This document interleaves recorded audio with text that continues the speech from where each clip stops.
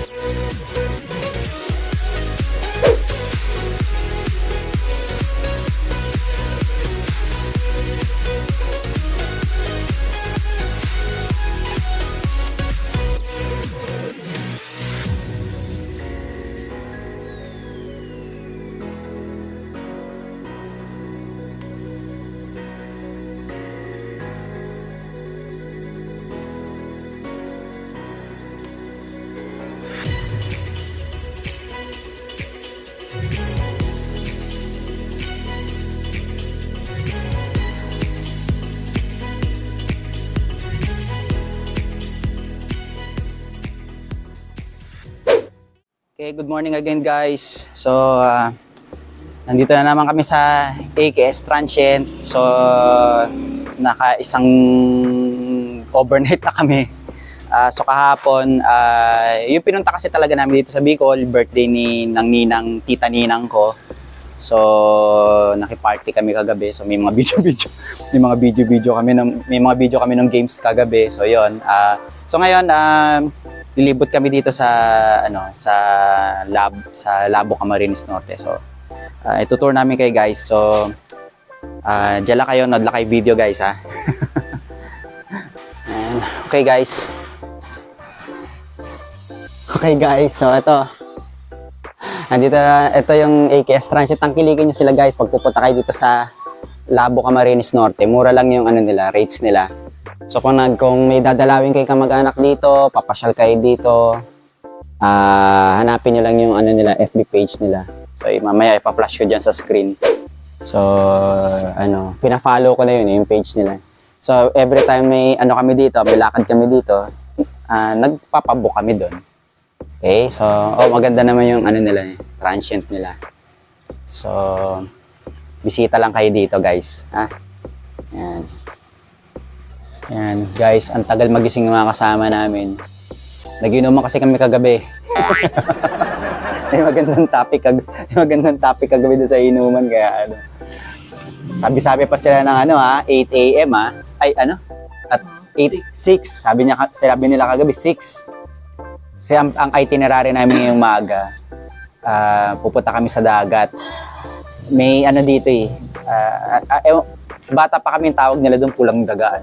Pulang daga. Hindi po red na daga, baka isipin yung may red na daga. Yun lang tawag ng mga taga dito sa lugar na to, doon sa beach na yon.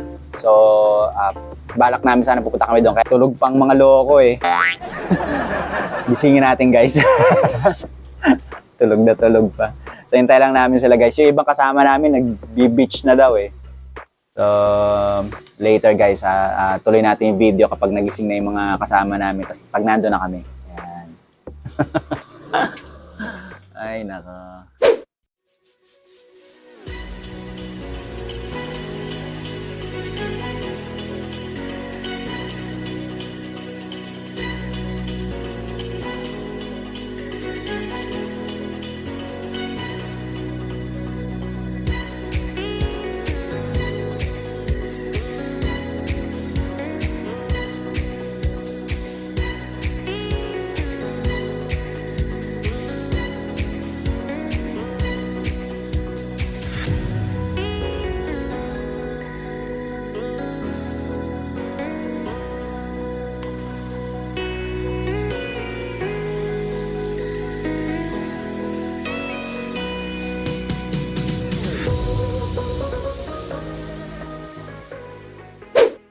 So, meron din pala mapupuntahan dito sa sa Camarines Norte, guys. So, tingnan nyo to. Guys, maganda din yung beach dito. Try nyo. Actually, tagal-tagal ng bata pa ako, probinsya na namin tong Camarines Norte, dito sa Labo. Pero, ngayon ko lang napuntahan to, guys. Maganda naman yung lugar, Parang white sand din, Tsaka pino din yung buhangin, guys. Puntahan nyo dito, maganda. Kaya lang di kami magsiswimming, lang kami dito, day tour lang kami. Mamaya magla-lunch kami sa ibang place, So, kaya di na kami magpapang-swimming. So, ang wifey ko, to. Ang ganda guys, ano tawag doon? Anong pangalan ng resort? ALM. ALM Resort. So, sabi nung tatay ko, hindi na raw to pulang daga, pero pag hinanap mo kasi to sa map, dadaanan mo yung pulang daga Pulang daga ang tawag doon sa lugar. So, ayan. Ang ganda guys, hindi masyadong maalon. Although, kahit na facing siya ng nakatapat sa nakatapat sa Pacific Ocean, pero hindi siya maalon. Okay siya. Okay. Ano yan? Ano ba yan? Limuran. Yantok. Bunga ng yantok. Bunga ng yantok? Parang parang nakakadiri. Kala ko nga unas. parang pinagsama-samang mga insekto, parang ganun. Ano tawag yan, kuya? Limuran. Limuran na pa. Ay, parang Bunga ng yantok. Bunga ng yantok. Sige. Sa DRT. Di ba yantok yun yung ginagawang pamalo? Yung shell ng laman.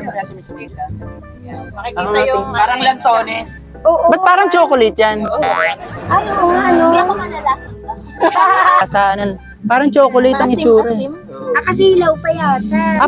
Parang ano, parang sampalok ang lasa. Parang ganun. Parang ano, Gusto lang niya, pinapakita lang niya yung ano. Ano yan? Ay, dito mo nga sa dati. Ano? Ay, yung buto. Hindi yan. Yung bunga ng yantok daw. bunga ng yantok. Ang tawag dito ay Ay, ano limuran si po sa tatay? Bicol, Limuran. Ewan ko sa meron dito sa bundok na Paliwanag ka. ang tawag po dito ay limuran dito sa Bicol. Bunga ng yantok. Bunga ng Sa ang alam ko sa Bulacan sa may ano yun? DRT meron ito. Nung may mga yantok pa sila nung araw. Yun. Lasang sampalok. Lasang sampalok. Lasang sampalok. Yun po. Yan. Okay. So meron tayong ano, trivia for today, guys. Oo. Ano? Binibilang ka nilang bathing suit, di mo dinadala. Tapos pinili mo daw yung brand ng ano, ng Oh, ano, diba? supermarket. Ang SM. Ako dyan. Okay, guys. Dahil nga day tour lang kami, guys, yung iba sa amin hindi nagdala ng pangligo. Ako di ako nagdala ng panligo, pero gusto lang namin mag-picture-picture. Kasi guys, maganda yung lugar. Maganda yung lugar, ayan. Okay. Ay, sorry po, sensor na yan. Lilipat po ako doon, guys, kasi yung vlog ko baka ma-block eh. Baka ma-block ng YouTube yung vlog ko dahil may censored po doon, guys. So, eto po yung mga tito ko. Yan sila. Hello. So, lumayo ko dun sa kabilang tent, guys, kasi may masama silang binabalak. Kasi yung kapatid ko naka iPhone 14, so magpapapicture sila doon sa iPhone 14. Kaya lang wala silang bathing suit, so may masama silang balak. Ano tita, papapicture ka ng naka two-piece bra panty? Ito yung panty ko. Huwag kayo mag-alala, guys. Sa mga manonood po, isa-censored ko pa, wag niyo po akong ire-report. Ay! Oh my God! Baba. Oh my... Ano, tarsier? Babaliktad. My gosh! Nahilo pala siya. Kaya biglang gumato.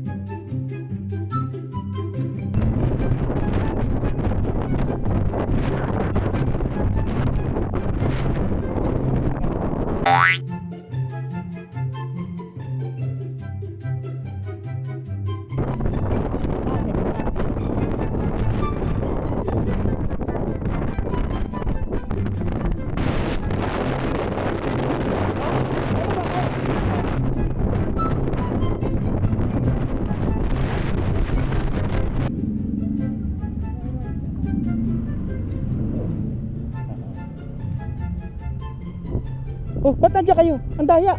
Ang ganda. Ang daya. Pucha. Teka, Dede, binibidyo ko rin kayo dito eh. Ayan, binibidyo ko.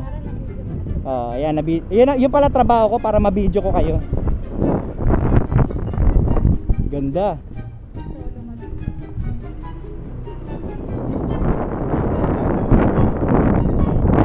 Ayan, teka, binibidyo ko sila. Ganda. Ang ganda dito. Shit.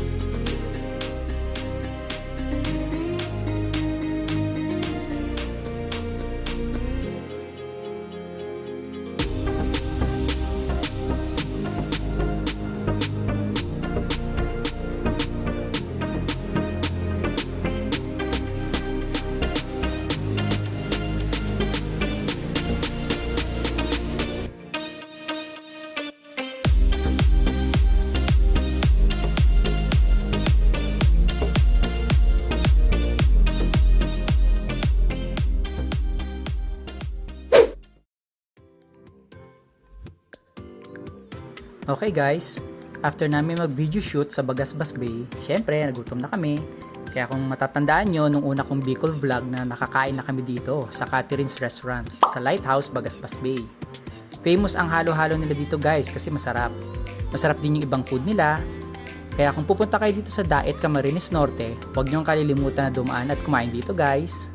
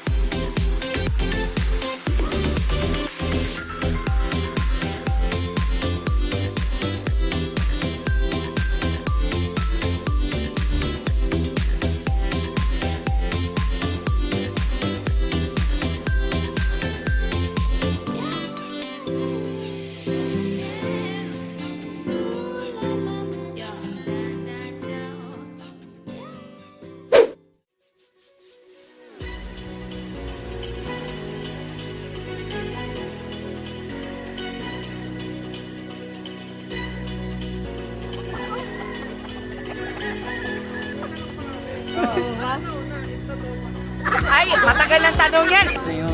Yan yung pinakamani na nasa loob. Ito yung labas. Di ba? Halimbawa, may ganito ka. Oo. Para lang makain mo siya, magpupukuin mo siya ng ganun karami. Kaya matrabaho. Matrabaho.